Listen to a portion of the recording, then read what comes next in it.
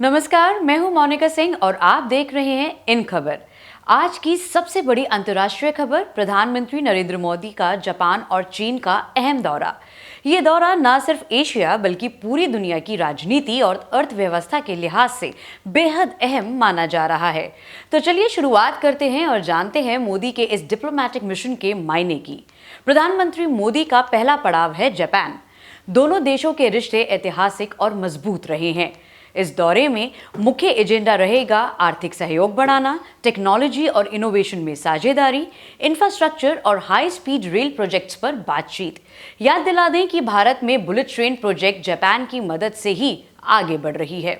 इसके अलावा रक्षा और इंडो पैसिफिक क्षेत्र में सुरक्षा सहयोग पर भी दोनों देशों के बीच गहन चर्चा होगी, क्योंकि चीन की बढ़ती दखलंदाजी से जापान और भारत दोनों चिंतित हैं। इस दौरे से उम्मीद है कि जापान भारत में बड़े स्तर पर निवेश बढ़ाएगा और युवाओं के लिए रोजगार के नए अवसर भी पैदा होंगे। अब बात प्रधानमंत्री मोदी के दूसरे पड़ाव यानी चीन की। भारत और चीन के रिश्ते हमेशा जटिल रहे हैं। सीमा विवाद से लेकर व्यापार असंतुलन तक कई मुद्दे ऐसे हैं जिन पर बात होनी है।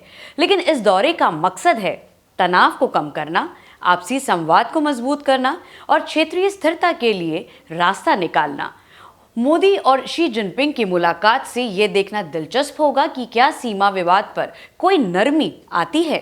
साथ ही दोनों देश मिलकर ब्रिक्स और शंघाई सहयोग संगठन यानी एससीओ जैसे मंचों पर अपनी भूमिका को और मजबूत करना चाहते हैं।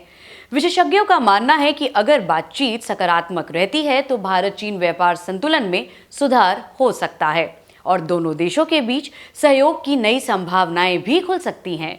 जापान और चीन दोनों एशिया की बड़ी ताकतें हैं। एक तरफ जापान भारत का रणनीतिक सहयोगी है, वहीं चीन प्रतिस्पर्धी और पड़ोसी दोनों ही है। मोदी को यह डिप्लोमैटिक संतुलन भारत के लिए बहुत अहम है, क्योंकि भारत को चाहिए निवेश, टेक्नोलॉजी, सुरक्षा, सहयोग और मजबूत व्यापारिक रिश्ते। अगर ये दौरे सफल रहते हैं तो भारत एशिया में अपनी स्थिति और मजबूत कर सकेगा और वैश्विक राजनीति में भी उसका कद और ऊंचा हो जाएगा। तो प्रधानमंत्री नरेंद्र मोदी का जापान और चीन दौरा भारत की विदेश नीति की सबसे बड़ी परीक्षा माना जा रहा है। एक तरफ सहयोगी को मजबूत करना तो दूसरी तरफ प्रतिद्वंदी को साधना। कूटनीति के इस बिसात पर मोदी किस हद तक कामयाब होते हैं, ये आने वाले दिनों में साफ हो जाएगा। फिलहाल की बड़ी खबर यही थी। ऐसी ही और खबर लेकर मैं मोनिका सिंह आती रहूंगी। आपको ये वीडियो अच्छा लगा हो इसे लाइक और शेयर जरूर कीजिएगा। हमारे चैनल को सब्सक्राइब करना मत भूलेगा, क्योंकि आगे भी हम आपसे ऐसे ही मिलते रहेंगे। नमस्कार।